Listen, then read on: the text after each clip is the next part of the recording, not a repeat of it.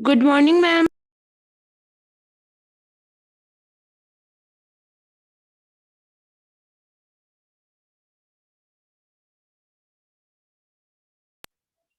Ma'am आवाज ही नहीं आ रही।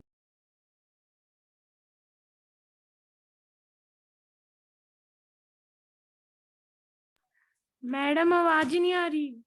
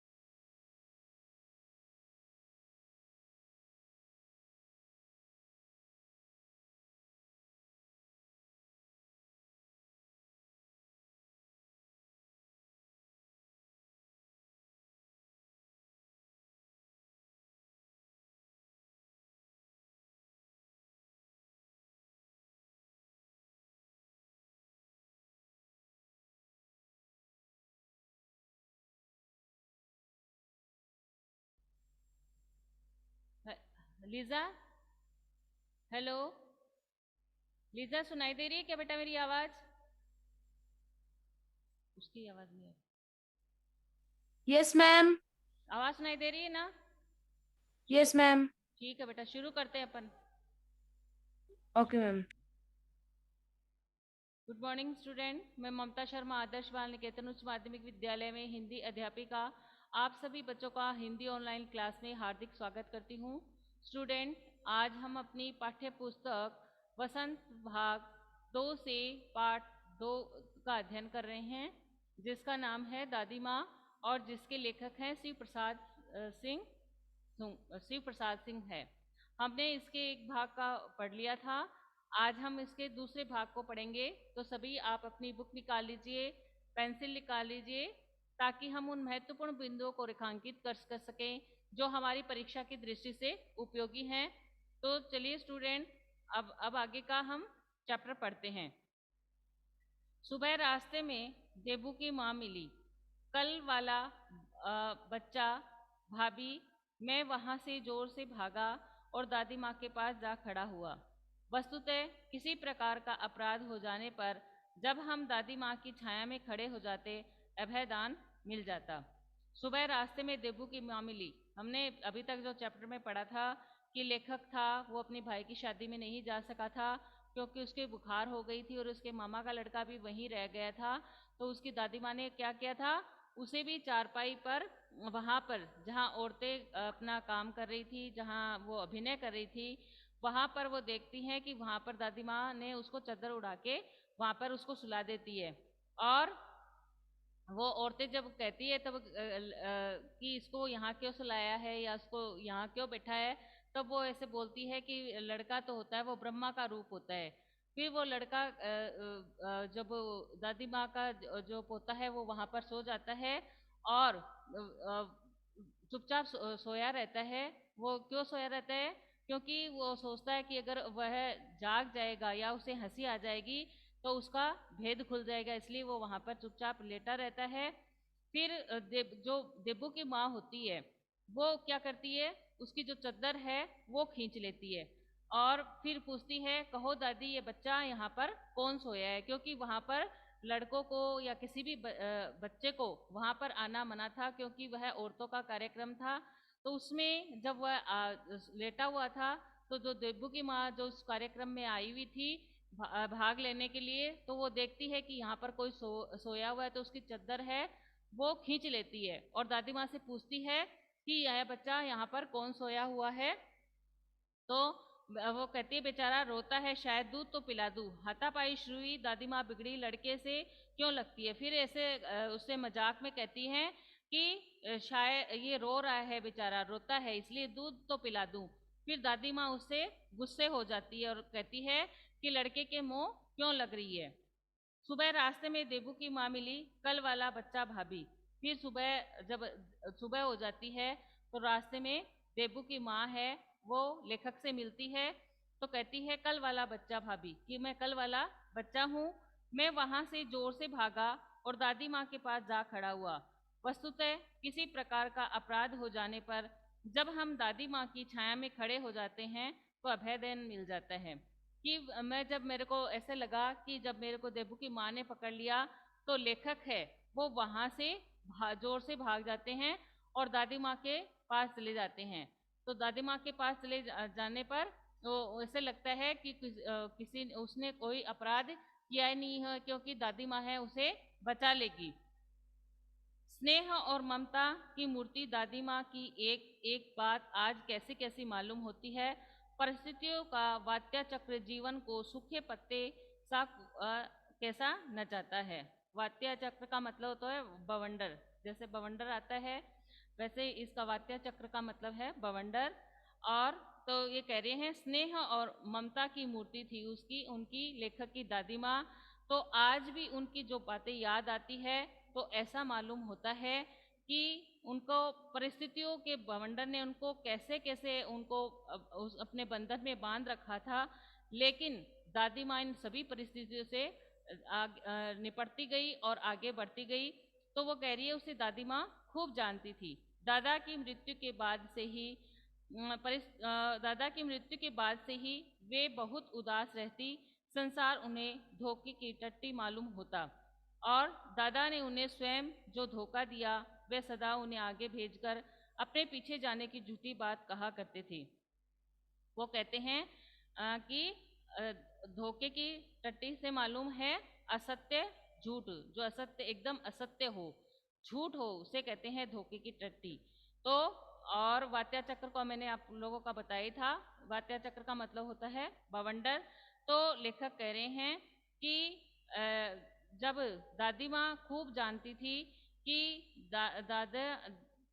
दादा की मृत्यु के बाद से वे बहुत उदास रहती थी। जब दादा की मृत्यु हो गई थी उसके बाद से वो बहुत उदास रहने लगी थी। अपना 1 नंबर का प्रश्न ये भी बन रहा है कि दादी माँ कब उदास रहती थी, तो यहाँ से अंडरलाइन करेंगे आप लोग, दादा की मृत्यु के बाद से ही वो बहुत उदास रहती थी। यहाँ तक अंडरलाइन कर लेंगे।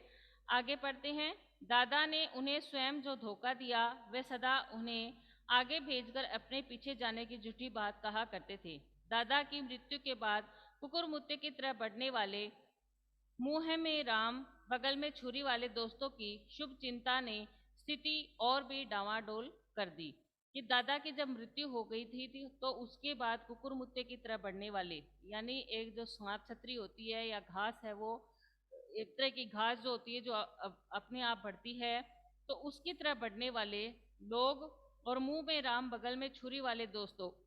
मुंह में राम यानी ऊपर से तो दिखावा अच्छे का करते हैं, बनावटीपन रखते हैं, और मन में उनके लिए किसी के भी लिए द्वेष रखते हैं। ऐसे लोगों को कहते हैं मुंह मुंह में राम बगल में छुरी, यानी मुंह से तो वो दिखावा करने के लिए मीठा बोलते हैं, लेकिन अंदर से उनके में कपट छलपूर्ण व्यवहार रहता है। तो फिर वो कहते हैं कि शुभ चिंता में स्थिति और भी डावाडोल करके इसी शुभ चिंता में स्थिति है वो और भी डावाडोल कर दी थी।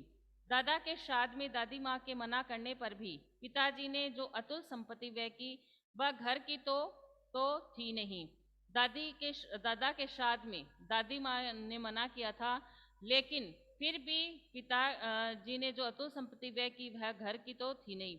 दादा जो श्राद्ध में दादी माँ के मना करने भी जो उनके जो बड़े भाई ने उसके यानी पिताजी ने जो अतुल संपत्ति व्यय की, यानी जो संपत्ति थी उसमें बहुत खर्च किया था, इसे वह घर की तो थी नहीं। दादी माँ अक्सर उदास रहा करती। माँ के दिन थे, कड़ाके का जाड़ा पड़ रहा था, पछुआ का सन्नाटा और पाले की शीत हड्डियां में घुसी पड़ती थी। दादी माँ वो अक्सर क्या रहती थी, उदास रहती थी। माघ के दिन थे, हमें माघ के महीने के दिन थे, जिसमें क्या पड़ती है, माघ के महीने में कड़ाके की ठंड पड़ती है, जिसमें हमारे दांत किटकिटाते हैं और अत्यधिक ठंड का वातावरण रहता है, कुहासे का मौसम रहता है। तो लेखक बता रहे हैं कि कड़ाके का जाड़ा पड़ रहा था, यानी कड़ाके की ठंड पड़ रही थी। पछुआ यानी जो पश्चिम की जो हवा है वो चल रही थी, उसका सन्नाटा और पाले की शीत हड्डियों में घुसी पड़ती थी। पाले की शीत यानी जो सर्दी पड़ रही थी, उसकी जो ठंडी ठंडी हवा थी वो ऐसे लग रहा था जैसे हड्डियों में घुसी जा रही है। शाम को मैंने देखा दादी माँ गीली धोती पहने कोने वाले घर में एक संदूक पर दिया जलाए हाथ जोड़कर बैठी है। शाम को लेखक देखता है कि उसकी जो दादी माँ है उसने गीली धोती पहन रखी है और कोने वाले घर में एक संदूक पर दिया जला रखा है और हाथ जोड़कर वो बैठी हुई है। उनकी स्नेह कातर आंखों से मैंने आंसू कभी नहीं देखे थे। मैं बहुत देर तक मन मारे उनके पास बैठा रहा। उन्होंने आंखें खोली। दादी माँ, मैंने धीरे से कहा, क्या है रे, तू यहाँ क्यों बैठा है? दादी माँ, एक बात पूछूं, बताओगी ना? मैंने उनकी स्नेहपूर्ण आंखों की ओर देखा। लेखक बता रहे हैं कि एक दिन जब वो देखा कि दादी माँ है, उसने गीली तो धोती पहन रखी, यानी गीली यानी उनके कपड़े हैं वो गीले हो रहे थे, और एक जो घर में एक संदूक पे उन्होंने दिया जला रखा था और वो हाथ जोड़कर बैठी हुई थी। लेखक कह रहे हैं कि उनकी आंखों से मैंने आज तक आंसू नहीं देखे थे। मैं बहुत देर तक उनके पास बैठा रहा और जब उन्होंने आंखें खोली तो मैंने कहा, दादी माँ। तो उसने धीरे से कहा, क्या क्या है रे, तू यहाँ पर क्यों बैठा है? दादी माँ, एक बात पूछूं, बताओगी ना? मैंने उनकी स्नेहपूर्ण आंखों की ओर देखा कि मैंने दादी माँ से, लेखक कह रहे हैं कि मैंने दादी माँ से पूछा कि मैं आपको एक बात बताना चाहती हूँ, आपसे एक बात पूछना चाहता हूँ, क्या आप मुझे बताओगी ना? क्या है, पूछ। तो दादी माँ कहती है, क्या बात है ऐसी, पूछ ले। तुम रोती थी? दादी माँ मुस्काई, पागल, तूने अभी खाना भी नहीं खाया ना? चल चल, धोती तो बदल लो। दादी माँ, मैंने कहा। दादी माँ मुस्कुराई और बोली, पगली। उन्होंने बाल टालते हुए कहा। जब लेखक ने पूछा, तुम रोती थी क्या? बोले कि लेखक की जो दादी माँ थी उसने बात टालते हुए उस बात का तो जवाब दिया नहीं और कहा कि तूने अभी खाना खाया नहीं ना? चल, अभी अभी मैं तेरे को खाना देती हूँ। धोती फिर लेखक कहता है कि पहले दादी माँ धोती तो बदल लो। वो कहती है, मुझे सर्दी गर्मी नहीं लगती बेटा। वे मुझे खींचती रसोई में ले गई। तो वो कहती है, मुझे ना तो सर्दी लगती है ज्यादा और ना गर्मी लगती है, इसलिए वह उन लेखक को खींचती हुई रसोई में ले जाती है। सुबह मैंने देखा चारपाई पर बैठे पिताजी और किशन भैया मन मारे कुछ सोच रहे हैं। दूसरा चारा ही क्या है? बाबू बोले, रुपया कोई देता नहीं, कितने के तो अभी पिछले भी बाकी हैं। वे रोने रोने से हो गई। सुबह जब लेखक उठता है तो वो क्या देखता है कि उसके एक चारपाई है, चारपाई पर कौन बैठे हैं? पिताजी और किशन भैया, वो बैठे हुए थे वहां पर और वे कुछ सोच रहे थे। तो वो ऐसे बोल रहे थे कि दूसरा चारा ही नहीं कुछ है। बाबू बोले, रुपया कोई देता नहीं है, कितने के तो अभी पिछले भी बाकी, कि रुपया तो कोई देता भी नहीं है, अभी तो पिछले भी कितने के बाकी हैं। और वे रोने से हो गए, यानी रोने के जैसे हो गए। रोता क्यों है रे? दादी माँ ने उनका माथा सहलाते हुए कहा, मैं तो अभी हूँ ही हूँ। जब लेखक के पिता थे वो रोने जैसे हो गए, तब दादी माँ उसके हाथ सहलाते हुए उनके माथे पर हाथ फेरती है और उनको आश्वासन देती है कि तू चिंता क्यों कर रहा है, मैं तो अभी हूं ना, यानी मैं हूं ना तुम्हारी माँ।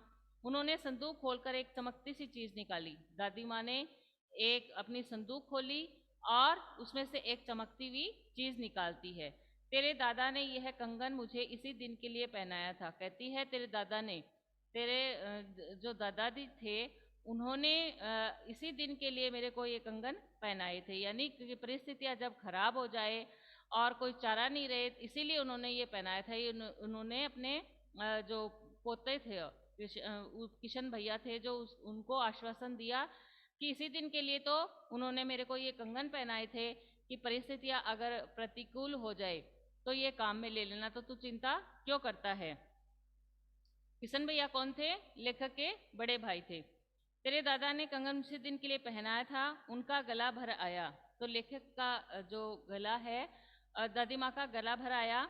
मैंने इसे पहना नहीं, इसे सहेज कर रखती आई हूँ। लेखिका वो दादी माँ कहती हैं कि तेरे दादा ने जब भी मेरे को ये दिया था, मैंने इसको पहना नहीं है, केवल मैं इसको सहेज कर ही रखते आई हूँ। यह उनके वंश की निशानी है। ये जो कंगन है उनके क्या है? उनके वंश की निशानी है, उनके कुल की निशानी है ये। इन्होंने आंसू पोंछकर कहा, पुराने लोग आगा पीछा सब सोच लेते थे बेटा। उन्होंने, दादी माँ ने अपने आंसू पोंछ लिए और कहा कि पुराने लोग हैं वो सब आगा पीछा सब सोच लेते थे बेटा, यानी आगे और पीछा से मतलब क्या है कि हमारी आगे की परिस्थितियाँ कैसी रहेगी, हमें उन परिस्थितियों से कैसे उबर सकते हैं, इसके लिए वो सारे इंतजाम रखते थे। आगे और पीछा, पीछा यानी जो चल रहा है वो कैसा हो सकता है, कैसी परिस्थितियां उसमें आ सकती है, कैसे उतार चढ़ाव उसमें आ सकते हैं, इस बात की जो आगे के लोग थे वो सारे सोचते थे, यानी जो पुराने लोग थे वो इस बारे में भी सोचते थे। सचमुच मुझे दादी माँ सांप भ्रष्ट देवी सी लगी। धुंधली छाया विलीन हो गई। मैंने देखा दिन काफी चढ़ आया और पास के लंबे खजूर के पेड़ से उड़कर एक कौवा अपनी घिनौनी काली पांखें फैलाकर मेरी खिड़की पर बैठ गया। फिर लेखक कहते हैं कि उनकी जो धुंधली छाया थी मेरे मन में, वो विलीन सी हो गई थी। फिर मैं देखता है कि दिन है वो काफी चढ़ा आता है और जो पास का लंबे खजूर के जो पेड़ थे उसमें से उड़कर एक कौवा आ गया था वहां पर और अपनी घिनौनी जो हमें पसंद नहीं आती वो उनके अपने पंखों को फैलाकर मेरी खिड़की को पर बैठ गया है। हाथ में अब भी किशन भैया का पत्र काँप रहा था। हाथ में अब भी किशन भैया जिसका पत्र आया था उनका पत्र लिए मेरे हाथ है वो काँप रहे थे। काली चीटियों सी कतारें धूमिल हो रही थी। आंखों पर विश्वास नहीं होता। मन बार बार अपने से ही पूछ बैठता, क्या सचमुच दादी माँ नहीं रही। लेखक कहते हैं कि जब किशन भैया का पत्र आया और उसमें पता लगा कि दादी माँ की मृत्यु हो गई है, तो उस पत्र को पढ़कर भी विश्वास नहीं हो रहा था सच में कि दादी माँ अब सचमुच अब दादी माँ नहीं रही क्या। क्योंकि जब भी जैसे ही लेखक है वो पत्र पढ़ता है, दादी माँ की अस्पष्ट धुंधली सी छाया लेखक के आंखों के सामने गुजरती रहती है। उसे पुराने दिन याद आ जाते हैं कि दादी माँ किस तरीके से दूसरों की दूसरों की सहायता करती थी, किस तरीके से उन्होंने अपने कंगन देकर और कृष्ण भैया की समस्या को दूर किया था। तो इस प्रकार दादी माँ की जो सारी स्मृतियाँ थी उनके दिमाग में छाने लग गई और दादी माँ को याद करके लेखक के आंख में आंसू आने लगे। तो ये हमने जो अभी पढ़ा था, ये इसमें से जो पैराग्राफ हमने शुरू किया था, इसमें से अपना ये भी प्रश्न बन रहा है कि दादी माँ की दादा की मृत्यु के बाद लेखक के घर की आर्थिक स्थिति खराब क्यों हो गई थी। दादा की मृत्यु के बाद लेखक के घर की आर्थिक स्थिति है वो इसलिए खराब हो गई थी क्योंकि दादा के श्राद्ध में दादी माँ के मना करने पर भी पिताजी ने अतुल संपत्ति है वो व्यय की थी। यहाँ से अंडरलाइन कर लेंगे आप। दादा के श्राद्ध में दादी माँ के मना करने पर भी पिताजी ने अतुल संपत्ति व्यय की थी, यानी खर्च की थी। दादा के श्राद्ध में दादी माँ ने मना किया था, लेकिन दादा के श्राद्ध जब हुआ तो उन्होंने उनके लेखक के पिता ने बहुत सारी संपत्ति है वो व्यय कर दी थी। इस कारण से उनके आर्थिक स्थिति है वो खराब हो गई थी। तो स्टूडेंट, हमारी जो पाठ्य पुस्तक है वसंत, इसमें हमारा जो ये सेकंड चैप्टर है ये कंप्लीट हो गया है। अगर इसमें आपको कोई भी बात समझ में नहीं आ रही हो तो आप मेरे से पूछ सकते हैं। किसी को कुछ पूछना है? किसी को नो कुछ मैम। नहीं नो मैम। ठीक है बेटा, thank you, have a nice day.